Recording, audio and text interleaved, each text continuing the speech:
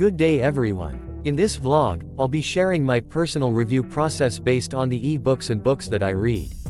I started doing this as a way to better understand the topics I study and to boost my memory. As we all know, simply reading a book is sometimes not enough, especially when we're preparing for exams. That's why I decided to convert what I read and review from books into video content. This method helps me remember concepts more effectively while also making learning more enjoyable. It's a double-purpose experience, doing something I enjoy while learning at the same time. Before we continue, I'd like to take a moment to properly introduce myself, since I wasn't able to do this in my previous videos. Hi everyone, my name is Sage Kayo, and I'm your reviewer mate for this video. I'm a psychology student, and this channel is all about studying smarter through book-based reviews and learning techniques that help improve memory and understanding. Okay, without even though, let's start. In our previous video, we discussed some of the highlights and background of Sigmund Freud. Today, we will take a closer look at his major contributions to the field of psychology. Just a quick heads up, the topic of Sigmund Freud is quite extensive compared to other psychologists. Because of this, it won't be possible to cover all of his contributions in just one video. I believe that breaking this topic into smaller parts will make it easier to understand and remember. By discussing his ideas step by step, we can have a smoother and more effective learning process, especially for those who are reviewing for exams. So for today, let's begin by going through Freud's key contributions one at a time. The psychoanalytic approach. The earliest approach to the formal study of personality was psychoanalysis, the creation of Sigmund Freud, who began his work in the closing years of the 19th century. Nearly every personality theory developed in the years since Freud's work owes a debt to his position, either building on it or opposing it. Psychoanalysis as Freud conceived it emphasized unconscious forces, biologically based drives of sex and aggression, and unavoidable conflicts in early childhood.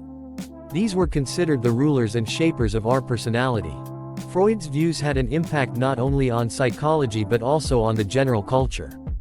He succeeded in redefining the human personality and revolutionizing our ways of thinking about human nature, about who we are.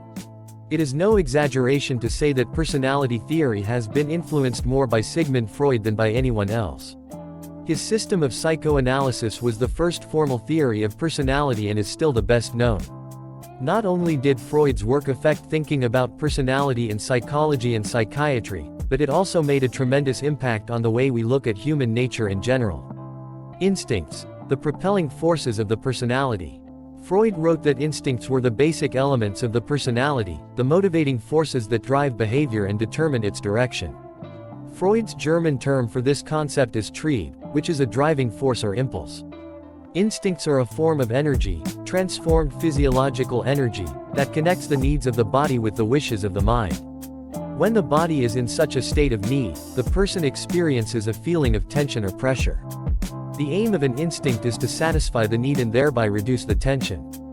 Freud's theory is therefore a homeostatic approach, meaning that we are motivated to restore and maintain a condition of physiological equilibrium, or balance, to keep the body free of tension.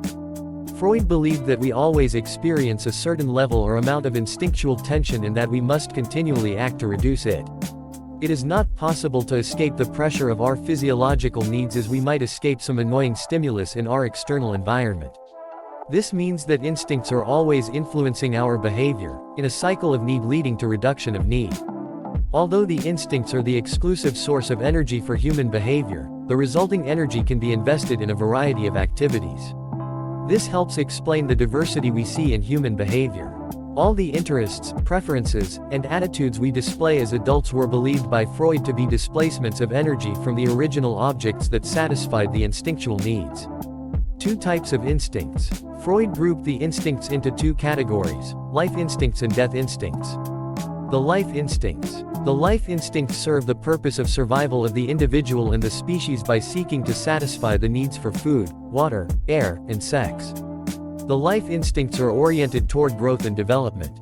The psychic energy manifested by the life instincts is the libido. The libido can be attached to or invested in objects, a concept Freud called cathexis. If you like your roommate, for example, Freud would say that your libido is cathected to him or her. The life instinct Freud considered most important for the personality is sex, which he defined in broad terms. He was not referring exclusively to the erotic but also included almost all pleasurable behaviors and thoughts. Freud regarded sex as our primary motivation. Erotic wishes arise from the body's erogenous zones, the mouth, anus, and sex organs.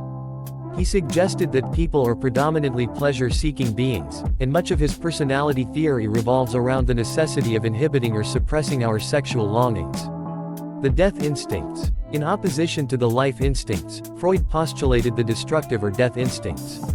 Drawing from biology, he stated the obvious fact that all living things decay and die, returning to their original inanimate state, and he believed that people have an unconscious wish to die.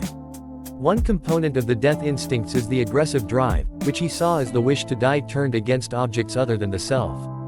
The aggressive drive compels us to destroy, conquer, and kill. Freud came to consider aggression as compelling a part of human nature as sex. Freud developed the notion of the death instincts later in his life, as a reflection of his own experiences.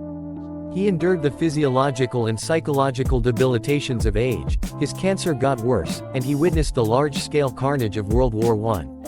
In addition, one of his daughters died at the age of 26, leaving 2 young children.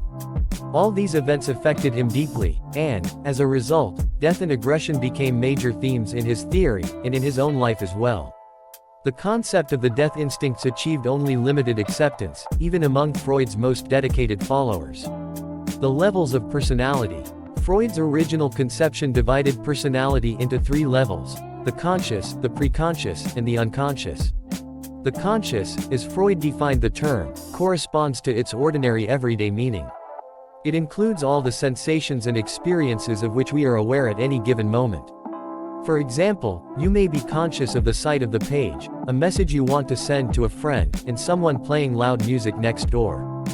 Freud considered the conscious to be a limited aspect of personality because only a small portion of our thoughts, sensations, and memories exists in conscious awareness at any one time. He likened the mind to an iceberg. The conscious is that part above the surface of the water, the tip of the iceberg. More important, according to Freud, is the unconscious, that larger, invisible portion below the surface. This is the focus of psychoanalytic theory. Its vast, dark depths are the home of the instincts, those wishes and desires that direct our behavior.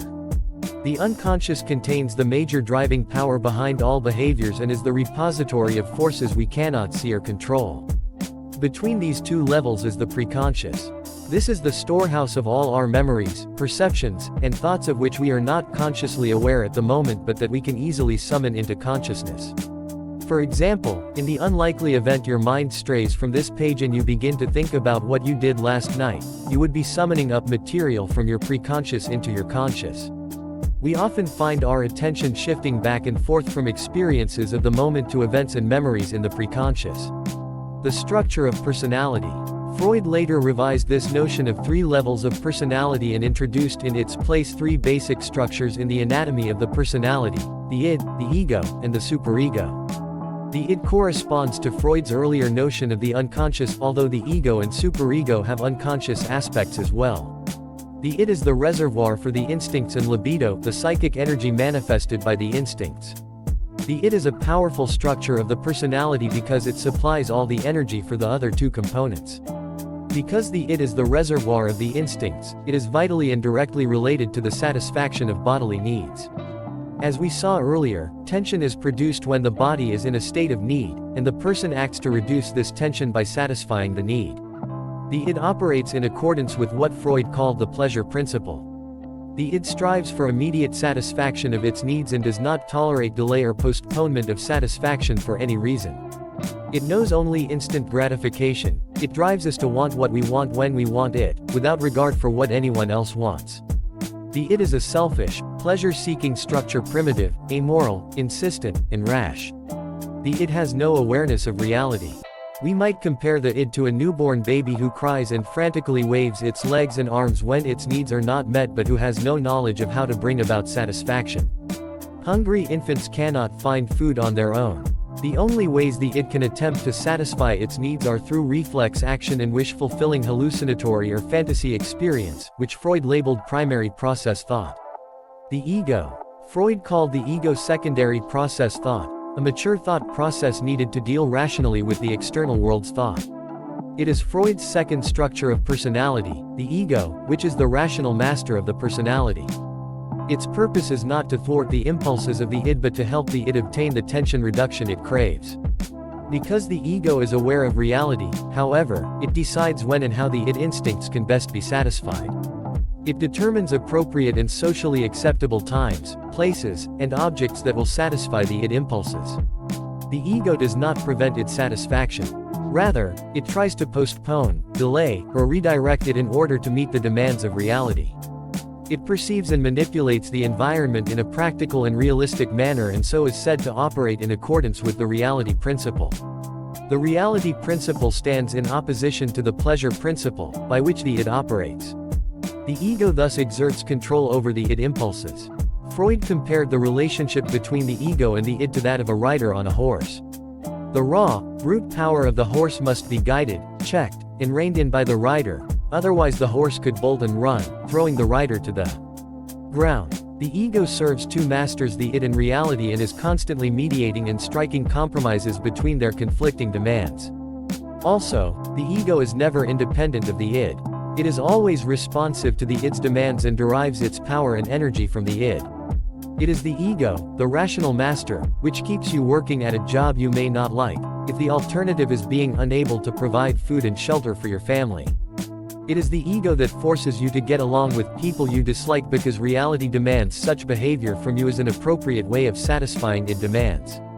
The ego serves two masters, the id and reality, and is constantly mediating and striking compromises between their conflicting demands. Also, the ego is never independent of the id. It is always responsive to the id's demands and derives its power and energy from the id.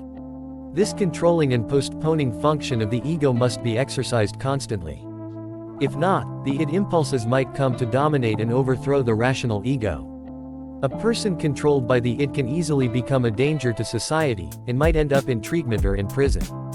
Freud argued that we must protect ourselves from being controlled by the id and proposed various unconscious mechanisms with which to defend the ego. The superego. The id and the ego do not represent Freud's complete picture of human nature. There is also a third set of forces, a powerful and largely unconscious set of dictates or beliefs that we acquire in childhood, our ideas of right and wrong. In everyday language we call this internal morality a conscience. Freud called it the superego. He believed that this moral side of the personality is usually learned by the age of 5 or 6 and consists initially of the rules of conduct set down by our parents. Through praise, punishment, and example, children learn which behaviors their parents consider good or bad. Those behaviors for which children are punished form the conscience, one part of the superego. The second part of the superego is the ego ideal, which consists of good, or correct, behaviors for which children have been praised. As the ultimate arbiter of morality, the superego is relentless, even cruel, in its constant quest for moral perfection. It never lets up. In terms of intensity, irrationality, and insistence on obedience, it is not unlike the id. Its purpose is not merely to postpone the pleasure-seeking demands of the id, as the ego does, but to inhibit them completely, particularly those demands concerned with sex and aggression. The superego strives neither for pleasure, as the id does, nor for attainment of realistic goals, as the ego does. It strives solely for moral perfection. The id presses for satisfaction, the ego tries to delay it, and the superego urges morality above all. Like the id, the superego admits no compromise with its demands. The ego is caught in the middle, pressured by these insistent and opposing forces. Thus, the ego has a third master, the superego. To paraphrase Freud, the poor ego has a hard time of it, pressured on 3 sides, threatened by 3 dangers, the id, reality, and the superego. The inevitable result of this friction, when the ego is too severely strained, is the development of anxiety. And that brings us to end this video for today's review. Thank you so much for taking the time to watch this video. I hope this discussion helped you understand the topic better and made your review a little easier, especially if you're preparing for an upcoming psychology exam. Remember, learning doesn't always have to be stressful. Sometimes, reviewing in different ways, like listening, explaining, or watching, can really help improve memory and understanding. If you find this video helpful, feel free to like, share, and subscribe to the channel for more book-based reviews and study content. Don't forget to comment down below if you have questions or if there's a topic you'd like me to cover next. Good luck with your studies, take care, and I'll see you in the next video.